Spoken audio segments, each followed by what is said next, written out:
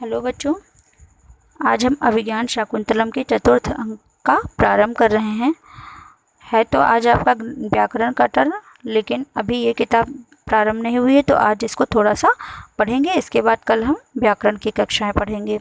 देखिए, अभिज्ञान शाकुंतलम का चतुर्थ अंक है और यह कहाँ से प्रारंभ हो रहा है ये देखिए। जब चतुर्थ अंक का प्रारंभ होता है तो सबसे पहले कौन सा दृश्य है ये देखिए। इसमें दो सखियां हैं, किसकी? शकुंतला की। दोनों का नाम क्या है? प्रियंवदा और अनसुईया। दोनों सखियां क्या करती हैं? पुष्प तोड़ने का अभिनय करती हैं। नाट्यन तो जो है क्या करती हैं? अभिनय करती हैं। इसी से इस चतुर्थ अंक का प्रारंभ होता है। ततः प्रविष्टा कुसुमावचयम नाट्यन्त्यो सख्यो।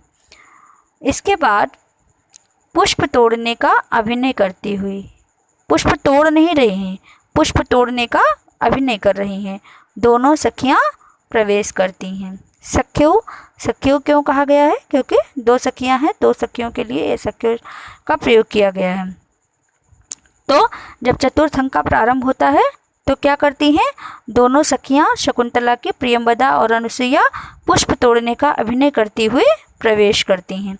अनुसुईया कहती है, हला प्रियंवदे यद्यपि गांधर्वेण विधिना निवृत्त कल्याणा शकुंतला अनुरूप भर्तृगामिनी संवृत्तेति निवृत्तम मे हृदयम तथा अपेत अवचिंतनीयम। हला, हला शब्द किसके लिए है? संबोधन करती है। किसको कर रही है? प्रियंवदा को कर रही है। कौन कर रहा है? अनसुईया कर रही है। और हला, जैसे आज हम लोग किसी को फ़ोन करते हैं तो वो बोलता है हेलो, तो ये उस समय से ही चलता आ रहा है। उस समय क्या चलता था? हला। हला अपने सखी को संबोधित करती है कि हला प्रियंवदे, सखी प्रियंवदा, यद्यपि गांधर्वेण विधिना, यद्यपि गांधर्व विधि से, यद्यपि गांधर्व विधि से, विधिना में तृतीया विभक्ति का प्रयोग किया गया है, तो विधि से, गांधर्व विधि से निवृत्त कल्याणा, निवृत्त कल्याणा जिसका मंगल कार्य, जिसका विवाह रूपी कल्याणा मंगल कार्य संपन्न हो गया है। क्या कहती है? निवृत्त कल्याणा विधिना, गांधर्वेण विधिना निवृत्त कल्याणा, यद्यपि गांधर्व विधि से जिसका विवाह रूपी मंगल कार्य संपन्न हो गया है। शकुंतला अनुरूप भर्तृगामिनी संवृत्तेति, ऐसी शकुंतला अपने योग्य पति को प्राप्त कर चुकी है। शकुंतला अनुरूप भर्तृगामिनी, शकुंतला अपने अनुरूप ही, भर्तृगामिनी किसके जो है कैसे पति को प्राप्त हो गई है? ऐसे पति को प्राप्त हो गई है जो शकुंतला के अनुरूप ही है। ऐसे पति को प्राप्त कर लिया है। संवृत्तेति हो गई है, प्राप्त हो गई है। निवृत्तम में हृदयम तथा अपि एताव चिंतनीयम, अतः मेरा हृदय सुखी है। क्या कहती है? अतः मेरा हृदय सुखी है। क्या कहती है? अतः संवृत्ता हो गई है, प्राप्त हो गई है। किसको? अपने योग्य पति के संगत से। क्या मतलब? शकुंतला का, शकुंतला अनुरूप भर्तृगामिनी, शकुंतला का विवाह कैसे पति के साथ हुआ है? अपने योग्य पति से, अर्थात जैसा उसके अनुरूप पति होना चाहिए ऐसे पति के साथ उसका विवाह संवृत्ता संपन्न हो गया है, हो गई है। निवृत्तम, निवृत्तम माने प्रसन्न, सुखी।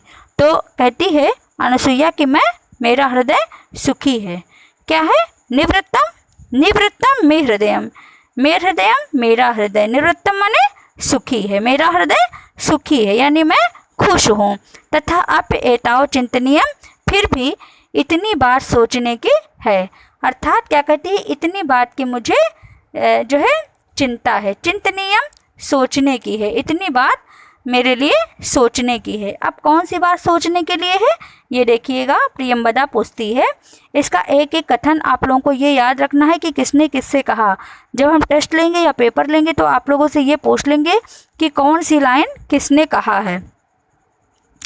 तो देखिए, प्रियंवदा कहती है कथम इव, कथम इव, कौन सी, क्या कौन सी, क्यों पूछती है? क्योंकि अनसुईया ऊपर कह चुकी है कि यद्यपि गांधर्व विधि से शकुंतला का विवाह रूपी मंगल कार्य संपन्न हो गया है, ऐसी शकुंतला अपने योग्य पति को प्राप्त हो गई है, अतः मेरा हृदय सुखी है। परंतु जो है कहती है कि मुझे एक बात की चिंता है, एक बात सोचने योग्य है। तो प्रियंवदा पूछती है कौन सी? अनसुईया कहती है अद्य सा राजर्षिर इष्टिम परिसमाप्य ऋषिर अभिविसर्जित आत्मनो नगरम प्रविश्यांतः पुरसमागत इतो गतम वृतांतम स्मरति वा न वा इति। अब अनसुईया कहती है आज वह राजर्षि यज्ञ को समाप्त करके, राजर्षि यज्ञ किसने किया था ये बात जानने योग्य है, इसको टिक करके रखिएगा। तो राजर्षि इष्टिम, राजर्षि धन इष्टिम, इष्टि माने इष्टिम यज्ञ को द्वितीय विभक्ति है, ठीक। तो इष्टिम यज्ञ को और परिसमाप्य समाप्त करके, परिसमाप्य समाप्त करके। तो क्या कहती है कि अद्य सह पद से किसका बोध हो रहा है? सह कौन है, किसके लिए कहती है? दुष्यंत के लिए। तो अद्य माने आज, सह माने वह कौन है? राजा दुष्यंत है। किस यज्ञ को समाप्त किया है? राजर्षि नामक यज्ञ को। तो राजर्षि इष्टिम, राजर्षि यज्ञ को परिसमाप्य समाप्त करके, राजर्षि यज्ञ को समाप्त करके फिर क्या करेगा? यह कहने का क्या तात्पर्य है? अर्थात यज्ञ की समाप्ति पर ऋषि भी विसर्जित, ऋषियों के द्वारा विदा होकर के, ऋषि भी विसर्जित ऋषियों के द्वारा विदा होकर के, आत्मनो नगरम अपने नगर में, अपने नगर में, प्रवेश्यांता प्रवेश करके, प्रवेश करके, अंतःपुर समागत, अंतःपुर की स्त्रियों से, अंतःपुर समागत इतो गतम वृतांतम स्मरति वा न वा इति। कहती है कि जब वह अंतःपुर में, जब वह अपने नगर में प्रवेश करके अंतःपुर की स्त्रियों से मिल करके, जब वह मिल जाएगा, अंतःपुर में प्रवेश करेगा, फिर वहाँ के स्त्रियों से मिलेगा और उन सब से मिलने के बाद वह इतो गतम वृतांतम स्मरति वा न वा इति। कहती है कि पता नहीं, इतोगतम माने इतोगतम यहाँ के, इतोगतम यहाँ के, तो यहाँ के वृतांत को कहती है कि इतोगतम वृतांतम यहाँ के वृतांत को स्मरति वा याद करेगा, वा नाए बेटी अथवा नहीं। अनसुईया यह चिंता प्रकट करती। एक बात याद रखिएगा, इन दोनों के पाठ में जो प्रियंवदा है वो थोड़ा चुलबुली है और अनसुईया क्या है? धीर और गंभीर है। तो आप ये याद रखिएगा कि जहाँ पर ऐसे कोई शब्द जो है वाक्य हैं जो बहुत ही हंसी मजाक वाले हैं या ऐसे ही मजाक के द्वारा कहे गए हैं, तो वो बातें प्रियंवदा की होंगी, और जहाँ पर धीर गंभीर वाली कोई बात होगी तो उसको अनसुईया कहेगी। अब प्रियंवदा कहती है विश्रद्धा भव, विश्रद्धा भव, विश्रद्धा माने निश्चिंत होना।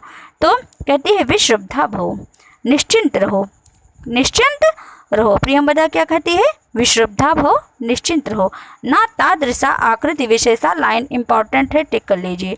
ना तादृशा आकृति विशेषा, ये पूछा जा सकता है, ये लाइन दे दी गई, फिर आपसे पूछा गया कि यह किसने कहा है, यह किसके द्वारा उक्त है, किसने कहा है? तो ये प्रियंवदा ने कहा है। क्या कहा है?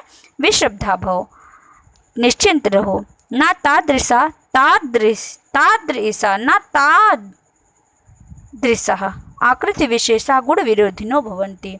क्या कहती है कि उस तरह की, तादृशा उस तरह की, आकृति विशेषा मनोहर आकृतियों वाले, गुण विरोधिनो ना भवन्ति, ना आगे से ले लीजिए, ना की वृत्ति यहाँ लगा लीजिए। तो गुण विरोधिनो ना भवन्ति, आकृतियों वाले पुरुष गुण विहीन नहीं हुआ करते हैं, ऐसा कहती है। तात इदानीम इमं वृतांतम श्रुत्वा न जाने किम प्रतिपत्स्यत इति।